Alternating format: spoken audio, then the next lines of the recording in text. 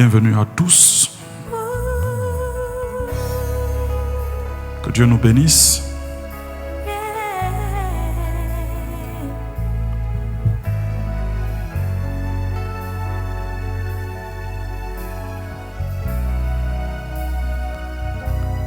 Le Seigneur est présent. Tu es le Dieu de ma vie.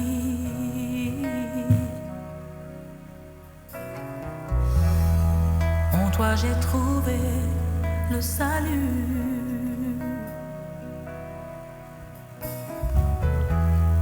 Reçois, oh Dieu, l'adoration d'un cœur que tu as sauvé. Nous sommes à notre 4e soirée. Je veux t'adorer. Nous vous prions de partager la vidéo. Oh, je veux Que Dieu bénisse chacun de nous.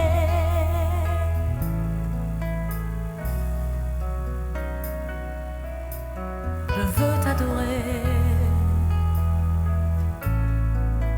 Oh, je veux t'adorer, Père.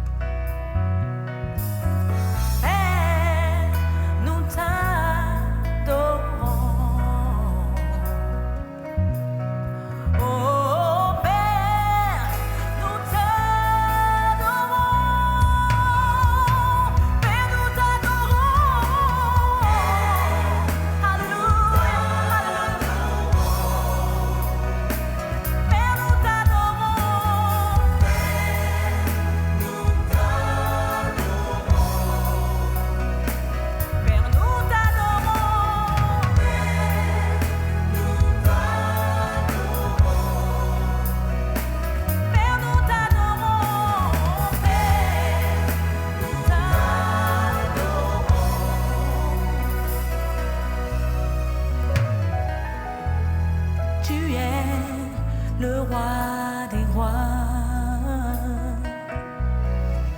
Oh, oh, tu es le Seigneur des seigneurs.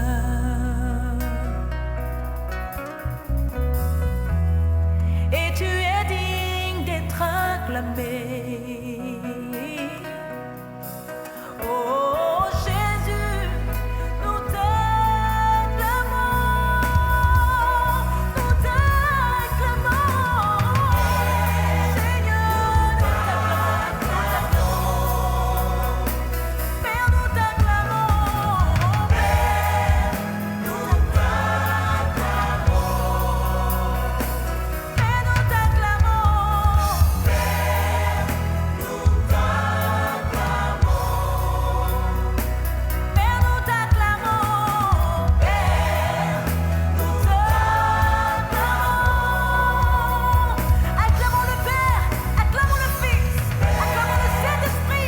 Gloire au Seigneur.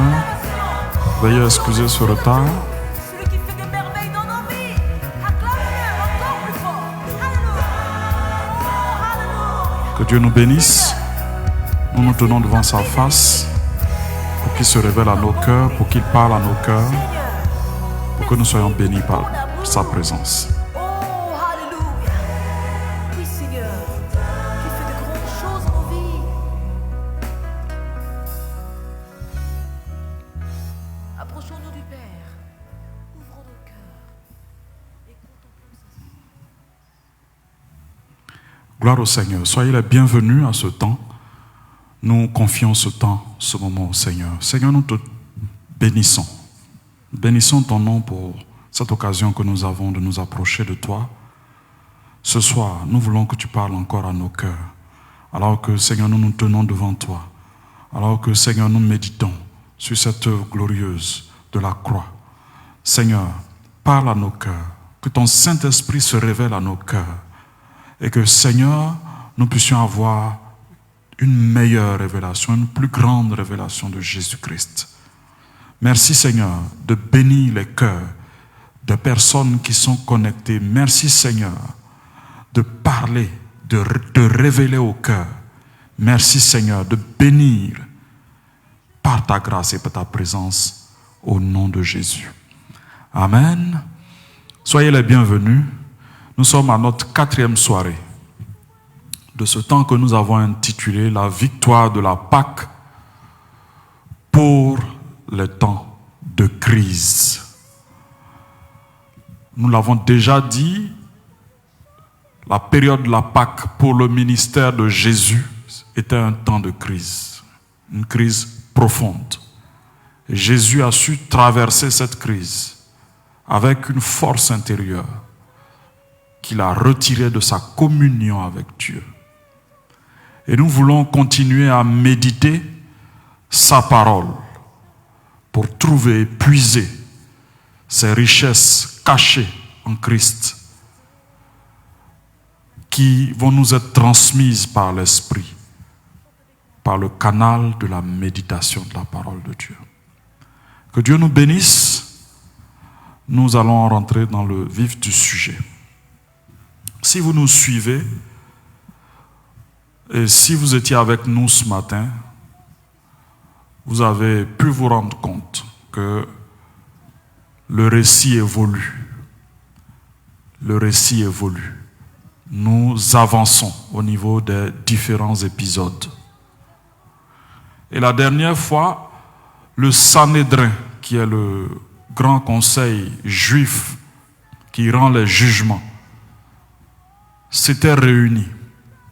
S'était réuni la nuit pour statuer sur le cas de Jésus. C'était une réunion exceptionnelle, pour une occasion exceptionnelle. Ils n'espéraient pas saisir Jésus. C'était inespéré pour eux. Et donc ils ont accéléré les choses. Un procès de nuit. Une décision rendue la nuit. Le verdict, c'est coupable de blasphème. Et la sentence, c'est une sentence de mort. Voilà ce que les Juifs ont décidé, voilà ce que leur tribunal a décidé.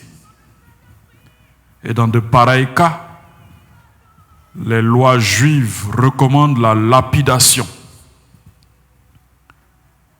Mais ils n'avaient pas la possibilité d'exécuter eux-mêmes la sentence de mort, parce qu'Israël n'était pas à ce moment-là une nation indépendante. Israël était dominé par les Romains. Et c'est la raison pour laquelle les leaders religieux juifs se sont sentis obligés d'obtenir la caution du pouvoir romain pour pouvoir mettre à exécution leur désir, leur dessein de mettre fin à la vie de Jésus. Ils sont donc allés voir Pilate.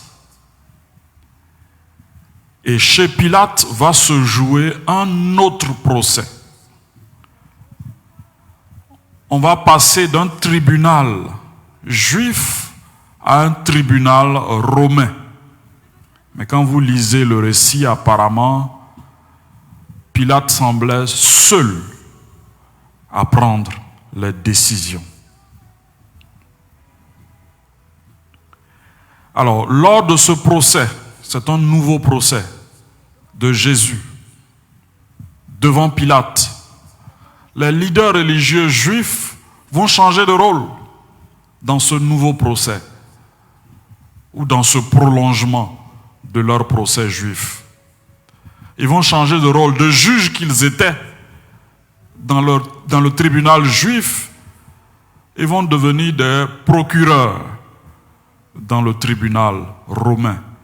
Ce sont eux qui vont accuser Jésus avec des chefs d'accusation. Mais de nouveaux chefs d'accusation, parce qu'ils ne sont pas devant un peuple qui reconnaît la loi de Dieu. Ils ne peuvent pas avancer avec le prétexte du blasphème, avec le chef d'accusation du blasphème. Ça ne peut pas valoir la mort de quelqu'un dans les lois romaines. Donc ce sont ces procureurs qui vont venir avec de nouveaux chefs d'accusation. Et si vous regardez attentivement, vous voyez, ils en avaient plusieurs, ils en ont cité plusieurs, mais une idée générale rassemble tous ces chefs d'accusation. Jésus a accusé de menacer les intérêts des Romains. Jésus a accusé de menacer les intérêts des Romains. Alors que durant tout son ministère, Jésus s'est gardé de faire de la politique. Jésus s'est gardé de s'attaquer aux politiques. Jésus est allé vers les hommes. Jésus est allé avec la parole de Dieu vers les hommes. Il est allé avec le message de Dieu vers les hommes. Il est allé guérir. Il est allé restaurer. Il est allé communiquer la parole. Il s'est contenté d'une tâche spirituelle. Mais voilà que là, on l'accuse d'aller contre les intérêts des Romains. Il excite la nation à la révolte. C'est évidemment des chefs d'accusation imaginaires. Il empêche les hommes de payer l'impôt. Il se proclame roi des Juifs. Tout ça est taillé de toutes pièces pour obtenir une chose, la mise à mort de Jésus. Pilate, un homme avisé, ne va pas s'en tenir qu'aux accusations des leaders religieux juifs. Il va se proposer lui aussi d'interroger Jésus. Et après avoir parlé avec Jésus, il se rend vite compte que c'est par jalousie que ces leaders religieux parlent contre Jésus, accusent Jésus. Et il va se mettre en tête une mission: sauver Jésus. Voilà la mission que Pilate va se donner. Et nous sommes donc à notre 4e session de cette série d'enseignements sur la victoire de la Pâque dans les temps de crise. Et nous l'avons intitulé Barabbas ou Jésus. Barabbas ou Jésus. Notre texte de base, nous le tirons de Luc, chapitre 23. Luc, chapitre 23.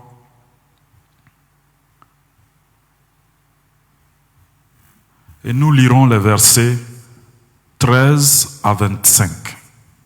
Luc, chapitre 23. Nous lirons les versets 13 à 25.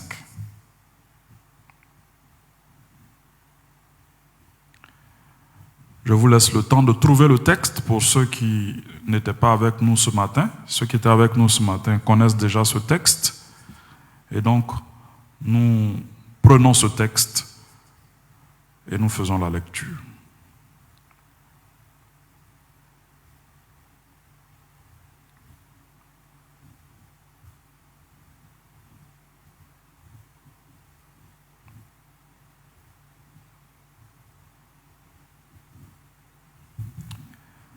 Pilate, ayant assemblé les principaux sacrificateurs, les magistrats et le peuple, leur dit: vous m'avez amené cet homme comme excitant le peuple à la révolte.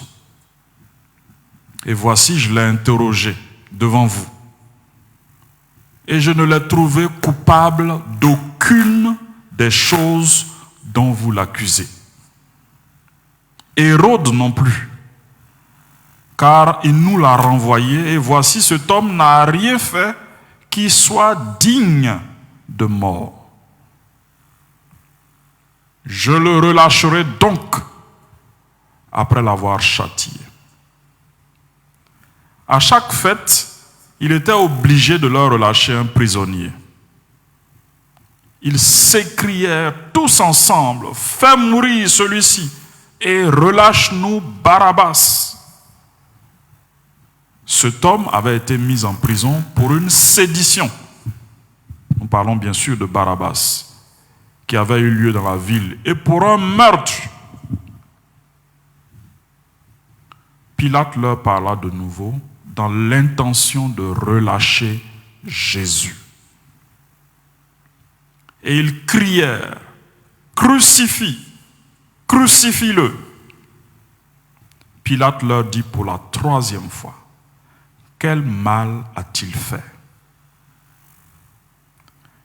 Je n'ai rien trouvé en lui qui mérite la mort. Je le relâcherai donc, après l'avoir châtié. » Mais ils insistèrent à grands cris, demandant qu'il soit crucifié.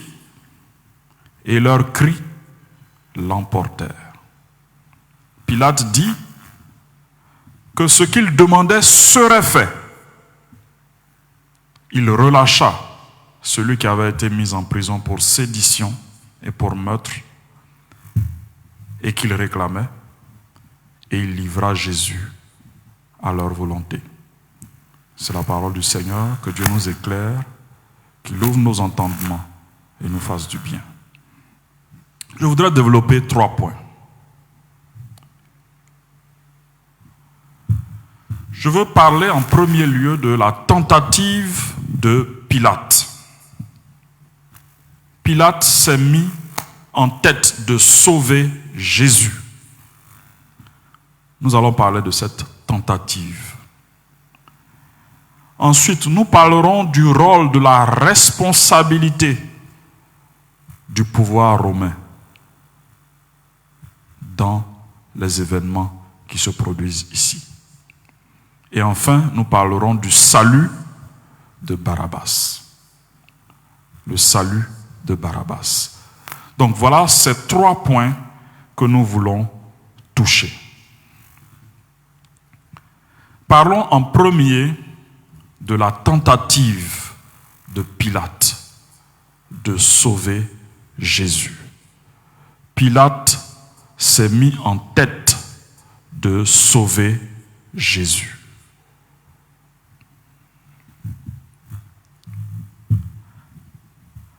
À 3 reprises dans le texte, si vous avez lu avec attention, Pilate évoque l'idée de relâcher Jésus parce qu'il ne trouve rien de mal, rien qui soit digne d'une condamnation à mort. Le dossier contre Jésus est vide. D'ailleurs, c'est un dossier monté de toutes pièces. Et ce qu'il faut remarquer, c'est que dans tout le texte que nous avons lu, il y a un jeu d'influence. Un jeu d'influence. Chacun veut user de son influence pour arriver à ses fins. Pilate veut user de son influence pour arriver à ses fins. Les Juifs veulent user de leur influence pour arriver à leurs fins. Et les objectifs semblent contradictoires. Les Juifs veulent la mort de Jésus. Et Pilate, lui, il veut sauver Jésus. Et on a donc l'impression que Jésus, au beau milieu de personnes qui le tiraillent d'un côté comme de l'autre, on a l'impression qu'il ne maîtrise rien. On a l'impression que son destin est entre les mains de ces 2 catégories de personnes. Mais ce n'est pas cela la réalité. Parlons de Pilate en premier. Dans le texte, Pilate leur dit, le verset 22 dit ceci, Pilate leur dit pour la 3e fois, « Quel mal a-t-il fait? Je n'ai rien trouvé en lui qui mérite la mort. Je le relâcherai donc après l'avoir châtié. » Donc, il veut user de son pouvoir parce que c'est lui qui prend la décision. C'est lui qui prononce la sentence. Et il s'engage sur un un chemin qui ne plaît pas aux Juifs qui sont devant lui. Il s'engage sur le chemin de relâcher Jésus après l'avoir châtié. Cette solution ne convient pas aux Juifs parce qu'ils veulent la mort. Ils ne veulent pas juste intimider Jésus, ils veulent l'éliminer. Et donc, au jeu d'influence, on va découvrir que les Juifs semblent plus forts dans ce jeu d'influence que Pilate.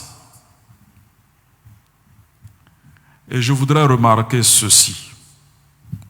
Les Juifs dont on parle sont des leaders religieux. Les Juifs dont on parle sont des hommes de Dieu entre griffes. Et voilà des hommes de Dieu qui n'ont plus qu'une seule ressource pour obtenir quelque chose. Les manigances, les intrigues, les jeux d'influence. Quand un homme de Dieu, quand un serviteur de Dieu perd le crédit du Saint-Esprit, il ne lui reste que ça. Il ne lui reste qu'à fomenter des coups. Il ne lui reste qu'à créer des intrigues, quelquefois dans l'Église, pour maintenir sa position, pour maintenir son autorité, pour maintenir son pouvoir. Faisons attention. Faisons attention à ce genre de leaders qui n'ont plus la caution de Dieu et qui usent d'influence pour manipuler les hommes dont ils sont entre griffes les bergers.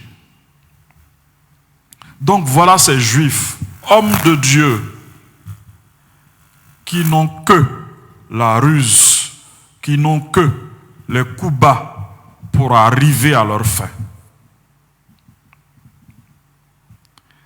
Ces Juifs vont réussir dans leur mission d'influencer. D'abord, ils vont influencer la foule. Ils vont influencer la foule. Ils vont influencer Pilate aussi. De quelle façon? Alors regardez ces mots qu'on trouve dans Jean chapitre 19. Quiconque se fait roi se déclare contre César. Voilà, ils sont en train d'influencer Pilate pour obtenir de Pilate cette décision de mise à mort de Jésus. Et ils mettent une forme de pression sur Pilate. Quiconque se fait roi, à partir du moment où Jésus se fait roi, se fait appeler roi des Juifs, Jésus va contre le pouvoir romain. Jésus va contre César. Et c'est toi, Pilate, qui accepterais cela? Ils mettent Pilate en danger par des menaces voilées. Ils mettent le poste de Pilate en danger. Ils sont forts à ce jeu d'influence. L'Esprit de Dieu n'est plus sur eux. Ils n'ont que ça pour obtenir des choses. Et c'est malheureux. Le même évangile de Jean au chapitre 19 dit ceci. Dès ce moment, Pilate cherchait à le relâcher. Mais les Juifs criaient, si tu le relâches, tu n'es pas ami de César. Si tu le relâches, tu n'es pas ami de César. Alors voilà des Juifs qui soudain, subitement, ont un intérêt pour César, pour le pouvoir romain. Ce n'est pas certainement un réel intérêt, mais ils cherchent juste à obtenir, pas un jeu d'influence, pas un jeu d'intrigue. Ils cherchent à obtenir cette décision que Pilate doit prendre. Pilate aussi va essayer de jouer de son influence. Et il va essayer d'influencer Jésus. Comme je le disais, c'est un jeu d'influence. Chacun se croit grand. Chacun pense avoir les destinées de Jésus entre ses mains. Chacun pense guider la vie de Jésus, conduire ses destinées. Donc, Pilate, dans Jean chapitre 19, verset 10, il parle à Jésus. Jésus refuse de répondre. Et voilà ce qu'il dit à Jésus. Est-ce à moi que tu ne parles pas? Ne sais-tu pas que j'ai le pouvoir de te crucifier et j'ai le pouvoir de te relâcher? Voilà comment Pilate parle à Jésus. Pour lui montrer que Jésus devrait être un peu coopératif. Tu devrais être un peu coopératif. Je te pose des questions, tu refuses de me répondre. Ne sais-tu pas que j'ai le pouvoir de te condamner comme de te libérer? Alors il use d'influence, jeu d'influence. Mais Jésus qui ne craint pas les jeux d'influence. Et c'est comme ça que nous devons être, nous, enfants de Dieu. La vie de Jésus est là pour nous enseigner. Si tu es chrétien, tu es dans un milieu professionnel ou dans un quelconque milieu, et qu'il y a des influences, il y a des jeux d'influence, il y a des jeux d'intrigue, tu ne dois pas avoir peur. Tu ne dois pas avoir peur. Ta destinée, tes destinées ne sont pas entre les mains de ces hommes. Écoutez ce que Jésus dit. Tu n'aurais sur moi, en répondant à Pilate, tu n'aurais sur moi aucun pouvoir s'il ne t'avait été donné d'en haut. Tu n'aurais sur moi aucun pouvoir. Tu as un pouvoir actuellement parce qu'il t'a été donné d'en haut. Mais tes jeux d'influence ne peuvent pas conduire et guider aux destinées de ma vie. Vos intrigues, ce n'est pas ça qui conduit ma vie actuellement.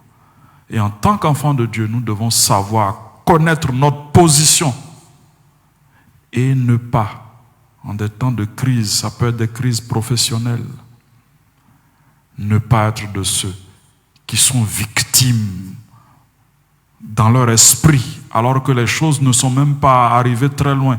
Déjà, on est victime dans notre esprit de ces intrigues, de ces personnes qui veulent notre place, qui veulent notre poste.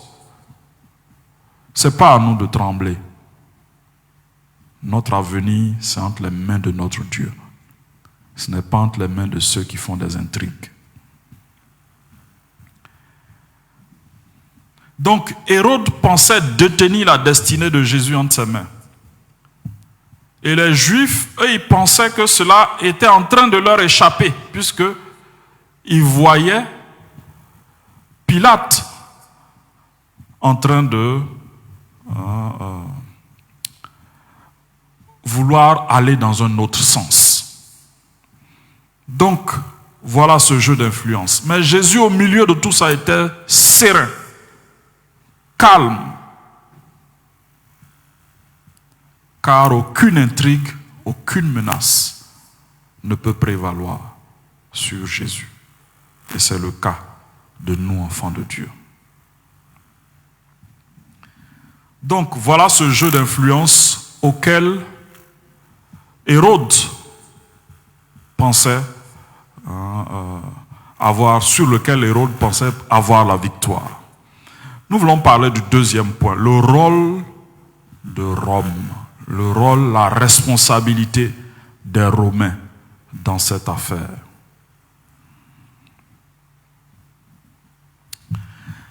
L'affaire est strictement juive au départ, mais elle est passée aux mains des Romains. Et malgré ses vœux pieux pour Jésus, malgré le fait qu'il se lave les mains, c'est Pilate qui condamne Jésus. C'est Pilate qui condamne Jésus.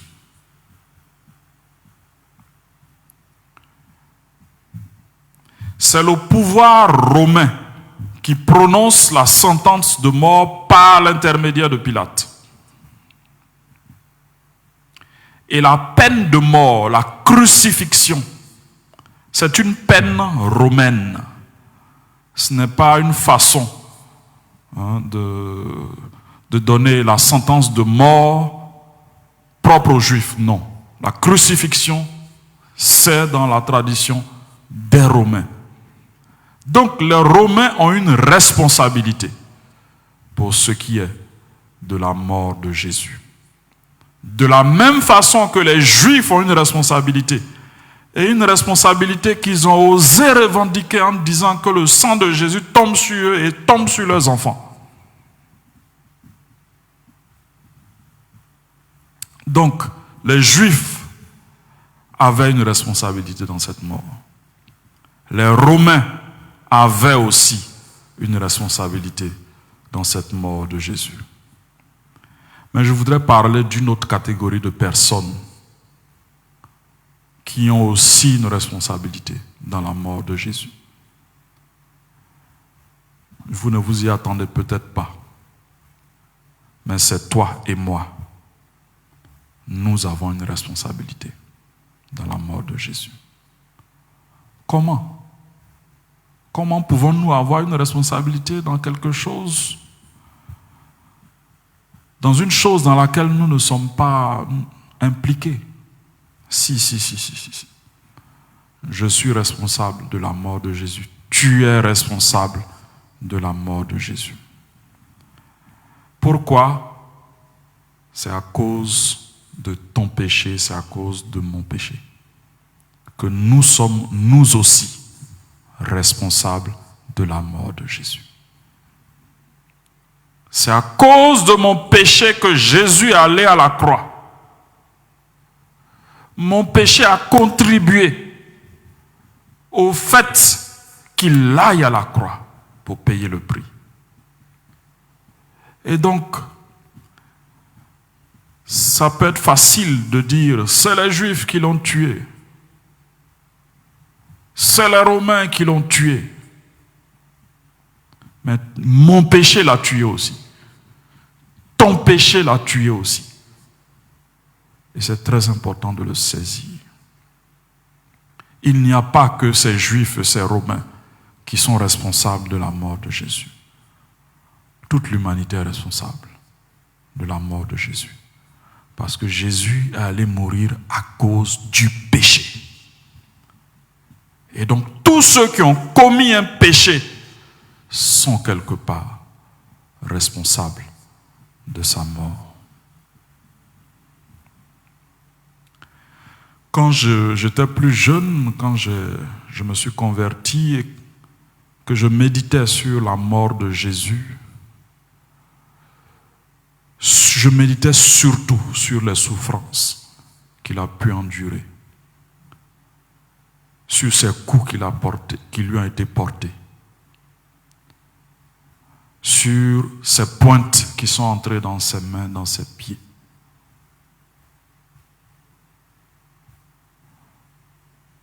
Je médite sur ces choses, je méditais sur ces choses, et cela m'attristait profondément. Cela m'attristait profondément. Et à chaque fois que j'avais l'occasion de voir un film de Jésus, je ne pouvais m'empêcher de retenir mes larmes à ce moment précis où Jésus est humilié par les hommes, où Jésus est traîné dans la boue par les hommes. Mais je découvre aujourd'hui que j'ai participé aussi. J'ai participé aussi à sa mort. Ce qui me fait pleurer aujourd'hui, même si la douleur était atroce pour Jésus, mais ce qui me fait plus réfléchir, c'est ma responsabilité dans la mort de Jésus. C'est ce qui me fait plus réfléchir. Et c'est à ce niveau que nous devons arriver. On a tous eu l'occasion de voir ce film, La Passion de Christ, et qui a ouvert un peu nos yeux sur l'atrocité de cette mort par crucifixion, l'atrocité de ces coups que Jésus a reçus. Les soldats romains étaient des experts dans ce qui est de donner de la douleur à l'autre. Ils étaient experts en crucifixion. Même dorénavant, quand tu penseras à la croix, ne pense pas simplement à ces coups. Ne pense pas seulement à ces coups. Pense à ta responsabilité. Pense à ta responsabilité dans ce qui arrive à Jésus. Parce que chacun de nous est responsable de ce qui lui est arrivé. Si nous n'avions pas péché, il ne serait pas allé à la croix. Et nous sommes responsables dans sa mort. Et ce que moi je veux prendre comme engagement, j'espère que tu prendras cet engagement avec moi, c'est de ne plus me vautrer dans le péché. C'est de ne plus me complaire, être à l'aise dans le péché. C'est ne plus m'installer et trouver un confort dans le péché. Non, ça je ne peux plus faire. Je ne peux plus faire cela. Parce que je reconnais que par mon péché, j'ai été responsable de conduire Jésus à la croix. Par mon péché. Alors, en méditant sur ces souffrances de Christ, sache que tu es responsable. Et si tu as une part de responsabilité, que ce soit pour le passé, que ce ne soit plus pour le présent, ni pour l'avenir.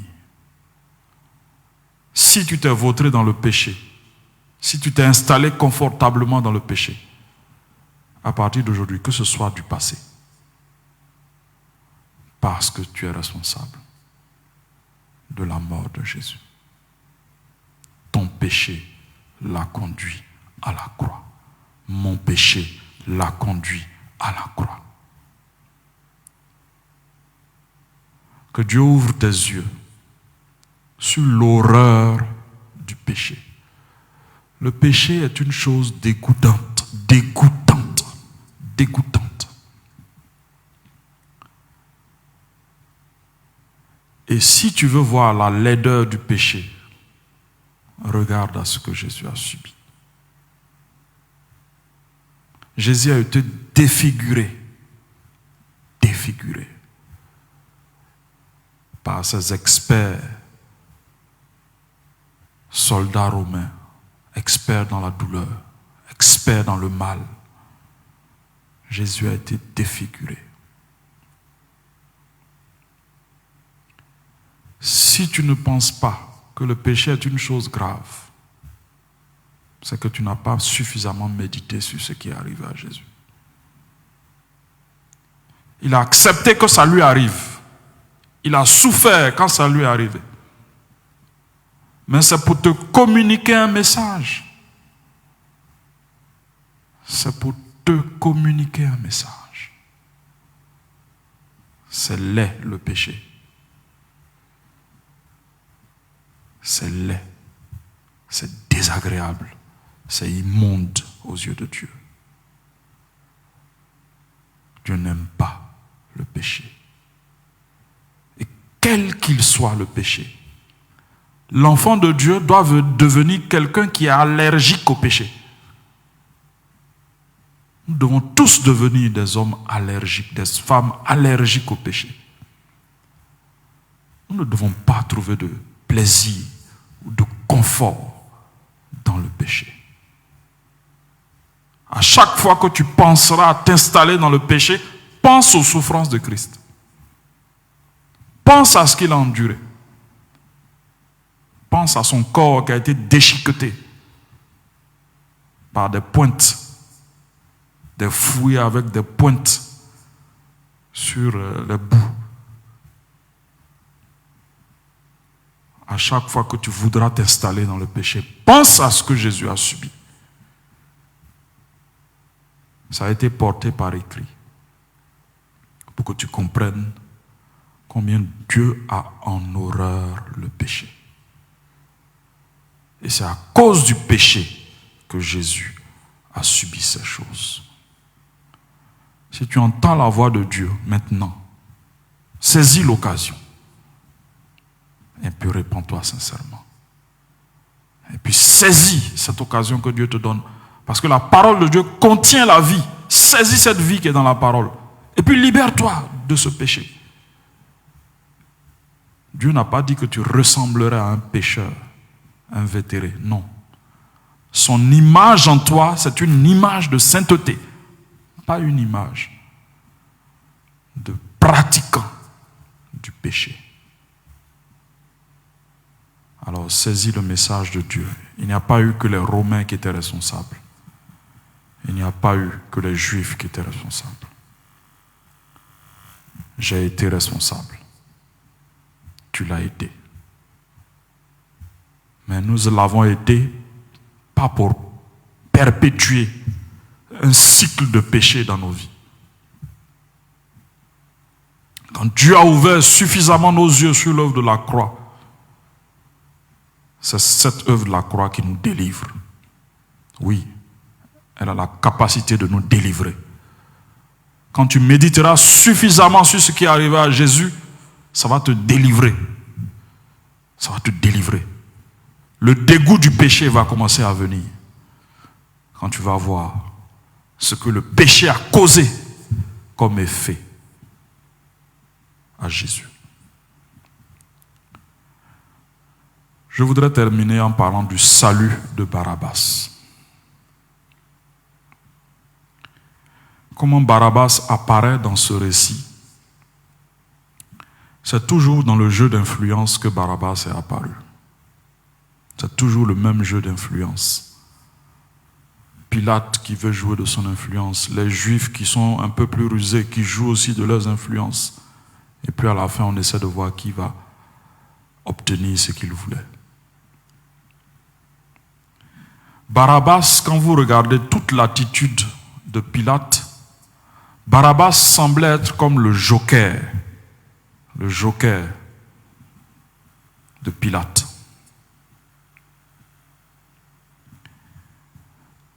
Les Juifs faisaient des menaces voilées. Tu n'es pas ami de César. Si tu fais ça, tu n'es pas ami de César. Quelqu'un qui se proclame roi, il est ennemi de César, etc., etc. Donc les Juifs essayaient de le pousser. Mais Pilate a pensé qu'en sortant la carte de la libération d'un prisonnier, selon la coutume, en sortant la carte de la libération d'un prisonnier, il a pensé qu'il obtiendrait de cette façon la libération de Jésus. Pour lui, c'était une idée géniale, une brillante idée. Il s'appuyait sur quoi? Certainement sur la popularité de Jésus.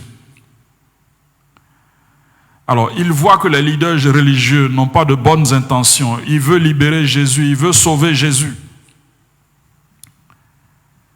Et comme eux, ils arrivent à l'influencer dans, on va dire, sa fidélité à César, dans sa loyauté à César, comme les Juifs arrivaient à prendre le dessus avec ses arguments, il s'est dit, voilà une idée intéressante. Je vais appeler le peuple au secours. Et comme je sais que Jésus est populaire, alors je sais que le peuple décidera que Jésus soit libre. Donc, il a tout reporté sur le peuple, en comptant sur une forme de popularité de Jésus, pour pouvoir se sortir du piège que lui tendait les souverains sacrificateurs, les principaux sacrificateurs, les scribes, les magistrats, etc. Donc voilà le plan. Ils pensaient que c'était un plan imparable. Le peuple aime trop Jésus pour que le peuple sacrifie Jésus. Donc ça va marcher. Parce que s'il va contre les menaces des principaux sacrificateurs, c'est comme s'il s'érige en ennemi de César, c'est pas ce qu'il voulait. Donc voilà un peu sa ruse. Mais comme je l'ai dit, en intrigue, en ruse, les Juifs étaient plus avertis que lui. Et donc ils vont faire un travail au niveau du peuple. Le peuple, c'est celui qui aimait Jésus, parce que Jésus était dans le peuple. Jésus sauvait le peuple. Jésus libérait ceux qui étaient possédés. Jésus guérissait ceux qui étaient malades. Jésus réconfortait avec la parole de Dieu. Le peuple aimait Jésus. Mais ces leaders religieux, ils les tenaient. Ils tenaient le peuple. Si vous voulez savoir qu'est-ce qu'il faisait qui tenait le peuple, pensez à cet aveugle né que Jésus a guéri et qui a été excommunié de sa synagogue. Excommunié. Alors voilà un autre moyen de pression, un autre jeu d'influence, mais cette fois-ci sur le peuple.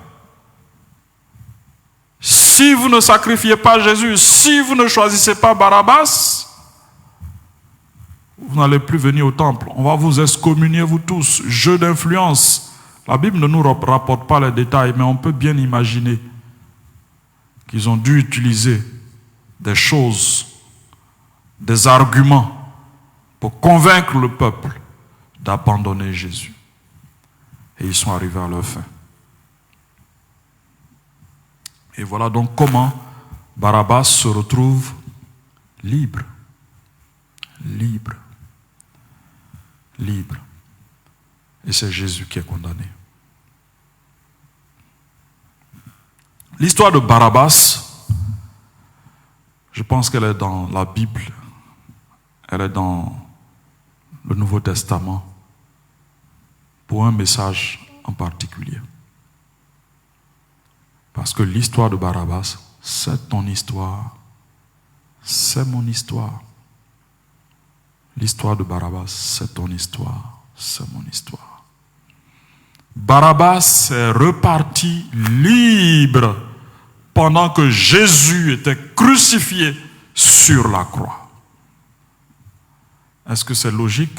Est-ce que c'est normal? Non, ce n'est pas normal. Barabbas était meurtrier. Barabbas était chef de gang. Barabbas était brigand. Barabbas sémait le trouble dans l'ordre public. Barabbas était un danger pour sa société. Mais Barabbas se retrouve libre. Et c'est Jésus qui est crucifié. L'histoire de Barabbas, c'est ton histoire. C'est mon histoire. Où je vais préciser davantage les choses. L'histoire de Barabbas devient ton histoire quand tu mets ta foi en Jésus. Je dis ta foi. C'est ce que Dieu nous demande. L'histoire de Barabbas devient ton histoire le jour où tu mets ta confiance en Jésus.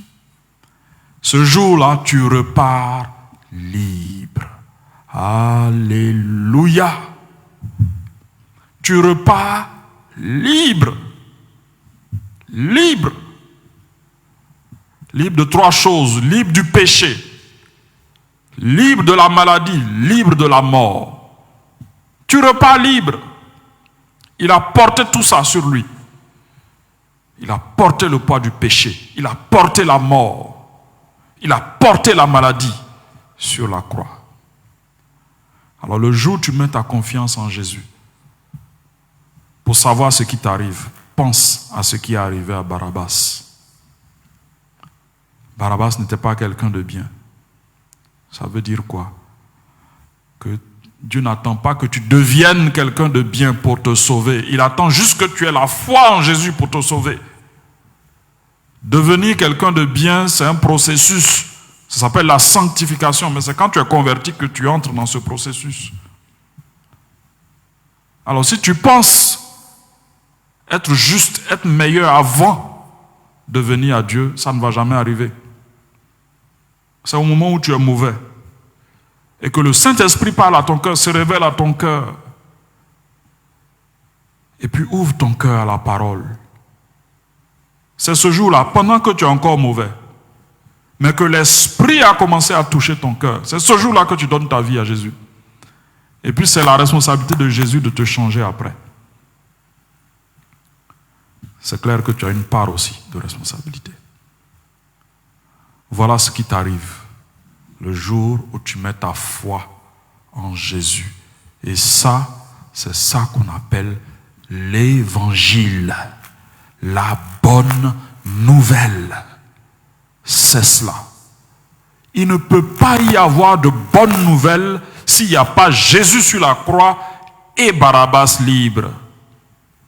Barabbas ne peut pas être libre si Jésus n'est pas sur la croix, si Jésus ne prend pas la condamnation. C'est pourquoi l'œuvre de la croix est fondamentale pour la foi chrétienne. On ne vient pas à l'église, on ne devient pas chrétien parce que Dieu peut me donner du travail. On ne devient pas chrétien parce que Dieu peut me donner un mari. On ne devient pas chrétien parce que Dieu peut me donner de l'argent. Non. Non. On devient chrétien parce qu'on se rend compte que quelqu'un a payé le prix de nos péchés à notre place.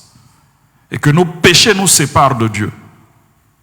Et que sans ce prix payé, je n'aurai jamais accès à la présence de Dieu. Je n'aurai jamais accès à la face de Dieu. C'est ça qu'on appelle bonne nouvelle. Malheureusement, ce message est en train d'être changé dans beaucoup d'églises. Malheureusement. Mais notre prière est que l'évangile vrai revienne dans l'église de Jésus-Christ. Jésus n'a pas promis la prospérité financière. Jésus a dit, vous aurez des tribulations dans le monde. Et manquer d'argent, c'est une forme de tribulation aussi. Je ne dis pas que tous les chrétiens sont pauvres ou appelés à être pauvres. Comprenez mon message. Mais cet évangile qui fait que tu viens à l'église pour devenir riche n'est pas l'évangile. Ce n'est pas l'évangile. Et si tu as commencé à mettre ta foi dans ce genre de message sans prendre conscience que tu as une chose plus grave qui va t'empêcher d'entrer en communion avec Dieu, une chose plus grave qui est ton péché, si tu n'as pas pris conscience de ça, tu suis un faux message. Tu suis un faux évangile. Alors reviens à Jésus. Pense à Barabbas. Si Barabbas est sorti, c'est parce que Jésus a été condamné. C'était lui ou Jésus. Mais comme Jésus a été condamné, lui, il est sorti libre. Et c'est la même chose. C'est la même chose pour toi. C'est la même chose pour moi. Nous pouvons repartir libres. Libres du péché. Libres de la maladie. Libres de la mort. Ces choses avaient un pouvoir. Et nous vivons une crise particulière dans ces temps que nous vivons. Une crise où le pouvoir de la mort, où le pouvoir de la maladie est en train de s'appesantir sur toute l'humanité. La mort a un pouvoir. La maladie a un pouvoir. Mais Jésus a porté tout ça sur la croix. Le jour où toi, tu mets ta confiance en lui, c'est lui qui fait, c'est pas toi qui fais. Tout ce dont il a besoin, c'est ta confiance, ta foi. Tu reconnais que c'est pour toi qu'il est mort. Tu reconnais qu'il est mort et il est mort pour toi. Tu reconnais que son sacrifice a payé un prix en rapport avec ton péché. C'est tout ce dont tu as besoin. Et lui, il va se charger de te libérer. La libération, c'est quelque chose de possible. Même si ce sont des oppressions qui sont sur ta vie, donne ta vie à Jésus et crie à Jésus. Tu vas voir qu'il va te libérer. Parce qu'à partir du moment où il a été sacrifié, plus rien ne peut te retenir captif. Plus rien ne peut te retenir captif. Il a vaincu tous tes ennemis pour que tu sois libre. Il a souffert pour que tu n'aies plus à souffrir. Il a souffert pour que la mort ne t'angoisse pas, pour que la maladie ne t'angoisse pas. C'est ça leur pouvoir. Aujourd'hui, il y a une forme d'angoisse que cette maladie crée. Cette angoisse même qui est plus dangereuse que la maladie elle-même. Alors sache que Jésus a été à la croix. Il est allé jusqu'à la croix. Il a souffert tout ce qu'il a souffert à cause d'une chose. Ton péché et mon péché. C'est pour ça qu'il est allé à la croix. Je voudrais dire ceci. Et porter mon attention sur le fait que Jésus nous délivre du péché. La maladie et la mort, on a eu le temps de développer ce matin. La mort a une certaine hantise. Elle te tourmente. La maladie aussi, c'est la même chose. Le jour où tu donnes ta vie à Jésus, Jésus enlève ce pouvoir. Mais il ne faut pas toi-même te remettre sous leur pouvoir. Parce qu'en nourrissant la peur, en nourrissant, en avalant tout ce que tu vois comme informations qui quelquefois ne sont même pas vérifiées, en acceptant, en digérant ces choses, tu te fais créer une indigestion spirituelle et tu te mets en danger toi-même.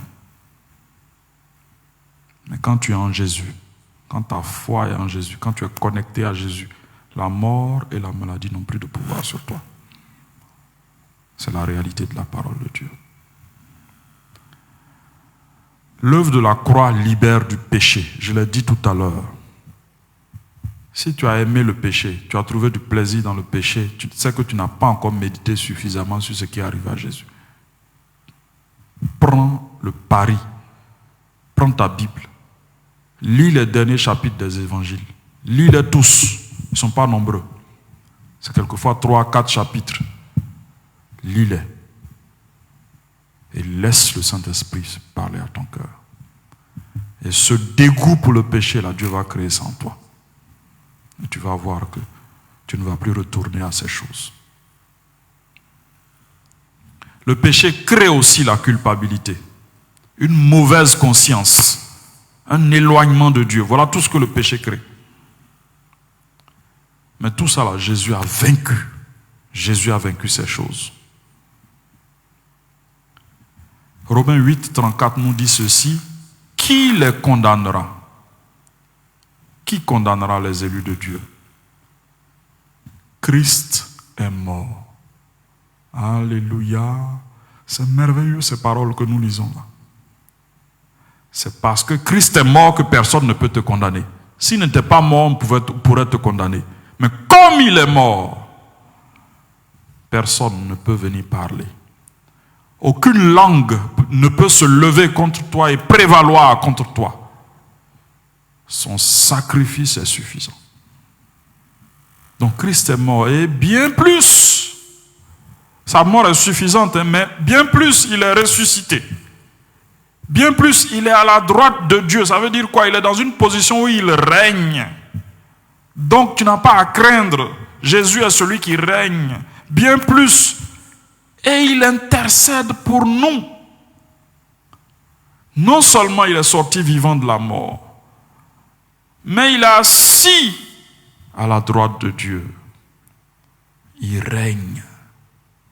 Et non seulement il règne, c'est-à-dire que tout est sous son contrôle, mais en plus il fait un travail. Il prie.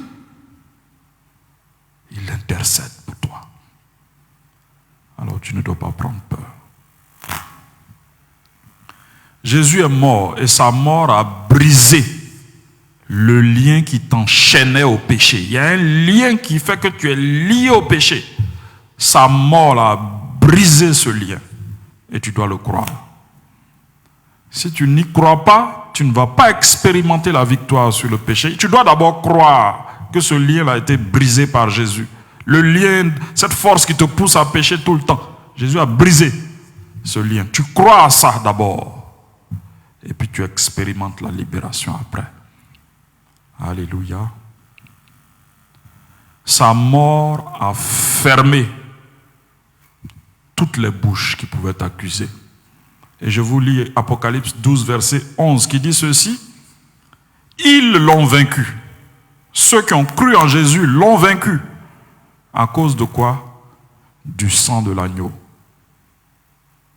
À cause du sang de l'agneau. Le prix que Jésus a payé avec son sang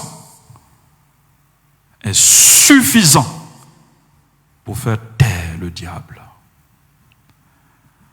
Souvent, certains pensent qu'il faut aller contre le diable avec les armes du diable. Bon, le diable m'attaque.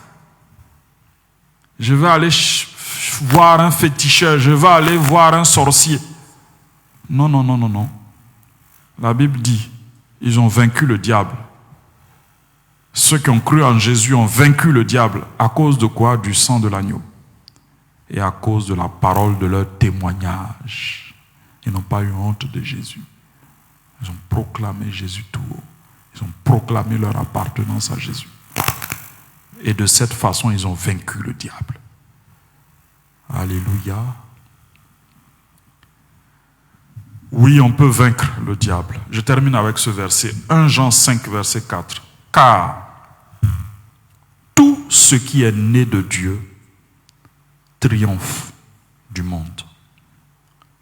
Tout ce qui est né de Dieu triomphe du monde. Comment on est de Dieu? C'est Dieu qui fait l'opération. On n'a pas besoin de se casser la tête. Tu n'es pas obligé de t'asseoir pour te poser la question, hein, est-ce que je suis né de Dieu? Comment je vais naître de Dieu? Non, non, non, non, non, non, non. Tout ce que tu as à faire, c'est de croire en Jésus, de lui donner ta vie. De lui dire, Seigneur, j'abandonne ma vie de péché. Je décide de te suivre. Je décide de faire de toi le Seigneur de ma vie. Quand tu prends cette décision, c'est Dieu maintenant qui te fait naître de nouveau. Donc quand tu es né de nouveau, tu as ce qu'il faut pour triompher du monde. Tout ce qui est né de Dieu triomphe du monde. Et la victoire qui triomphe du monde, c'est notre foi. Aujourd'hui, les chrétiens mettent trop leur foi dans Dieu va m'envoyer de l'argent. Dieu va me donner ceci. On ne met pas notre foi dans Jésus est mort pour moi. Jésus m'a obtenu la libération. Je suis libre. Voilà les choses dans lesquelles nous devons mettre notre foi. Je ne dis pas que c'est mauvais d'espérer au secours du Seigneur quand on est dans la détresse. Mais si on ne sait faire qu'espérer en l'argent ou espérer en ce que Dieu nous donne ceci ou cela et qu'on ne sait pas espérer et mettre notre foi dans le sacrifice de Jésus, on a un gros problème dans notre vie chrétienne. Alors que Dieu parle à nos cœurs, laissons Dieu travailler dans nos cœurs, et laissons Dieu produire ce qu'il veut produire dans nos cœurs, laissons sa parole travailler et produire les résultats qu'il faut. Parce que Dieu veut un changement aujourd'hui.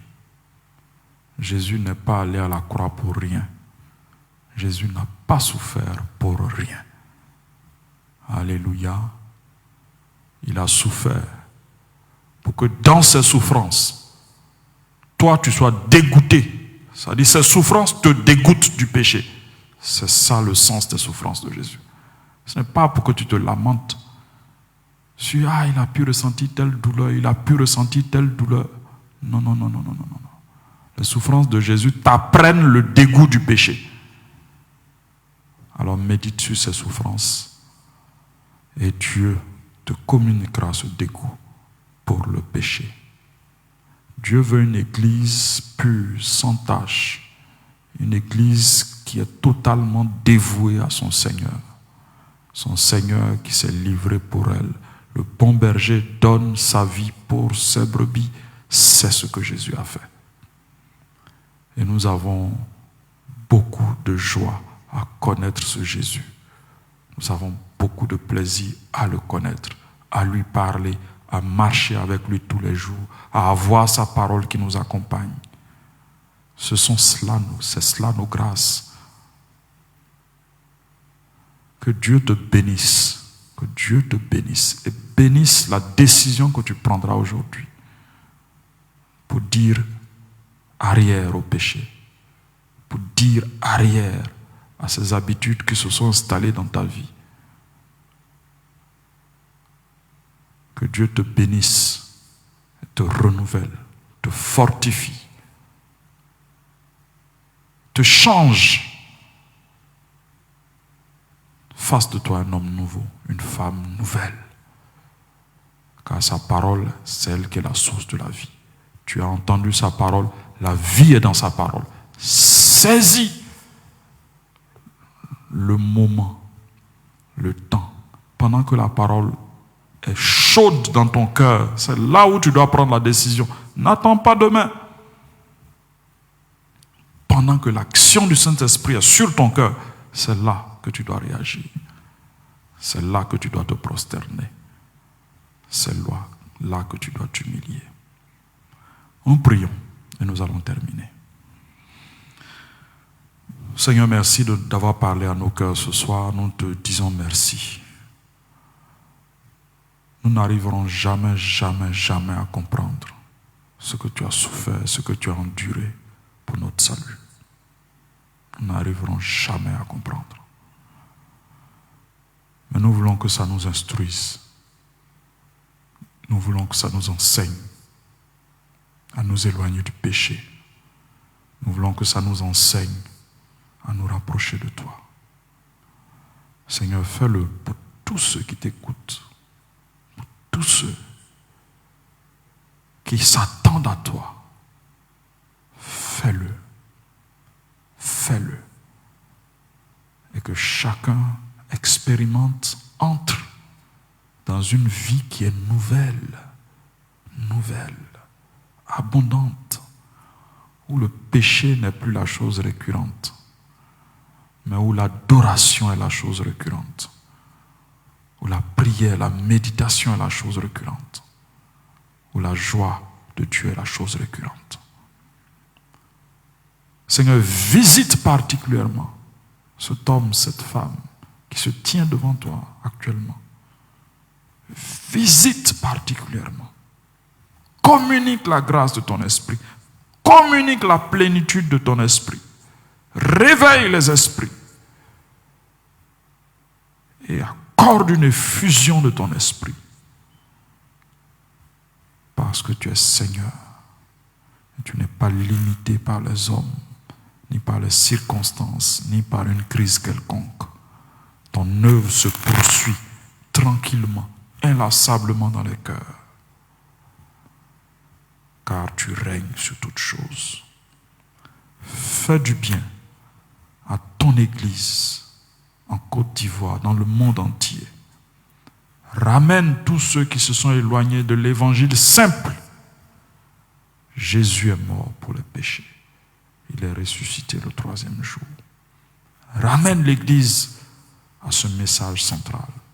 Ramène nos vies à ce message central. Et que nous soyons et nous continuions à être ces lumières pour ce monde dans lequel tu nous as placés. Au nom de Jésus. Que Dieu nous bénisse et que sa grâce soit notre partage. Qu'il bénisse votre nuit. Si vous avez besoin encore de prendre du temps dans la prière, n'hésitez pas. Ne soyez pas limités par ce programme. Ce programme, c'est pour vous pousser vers Dieu.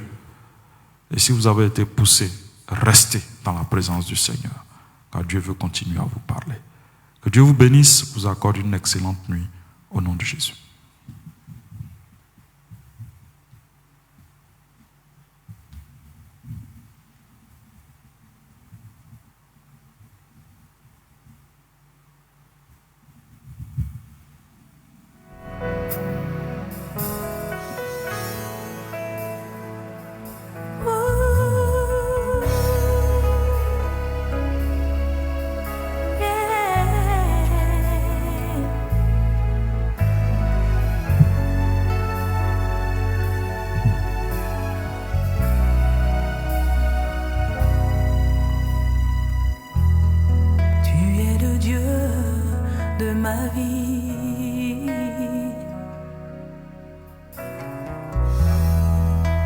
J'ai trouvé le salut. Reçois, oh Dieu, l'adoration d'un cœur que tu as sauvé. Je veux t'adorer.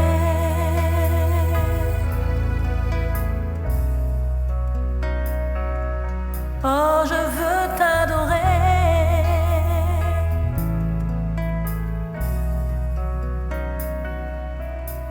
Je veux t'adorer.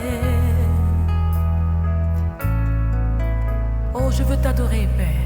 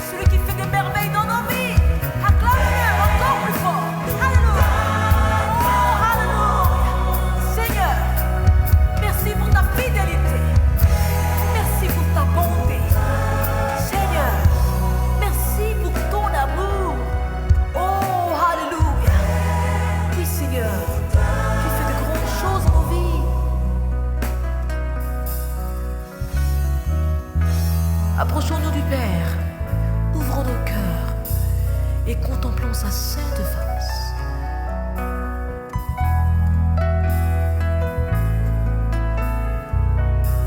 Je voudrais t'inviter maintenant à te tenir humblement et à prier.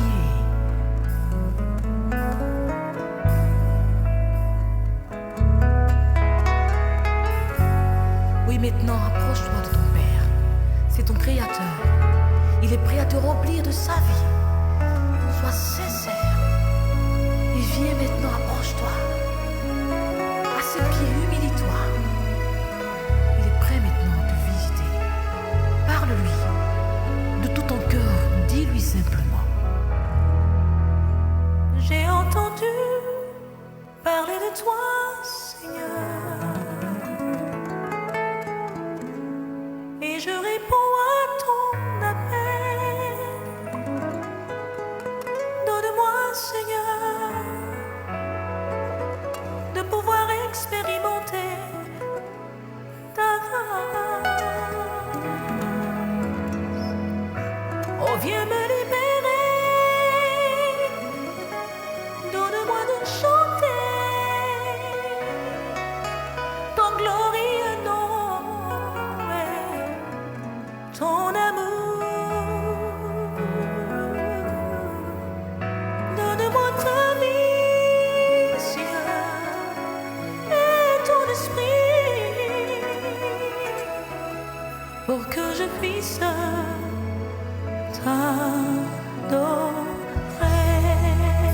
Je veux t'adorer. Chante avec moi, Père, nous t'adorons.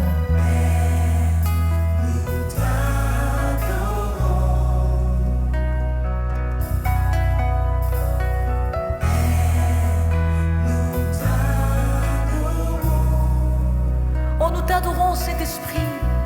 Nous t'adorons, Dieu vivant. Alléluia. Nous t'adorons. Chante encore une fois. Adore ton Dieu. Alléluia.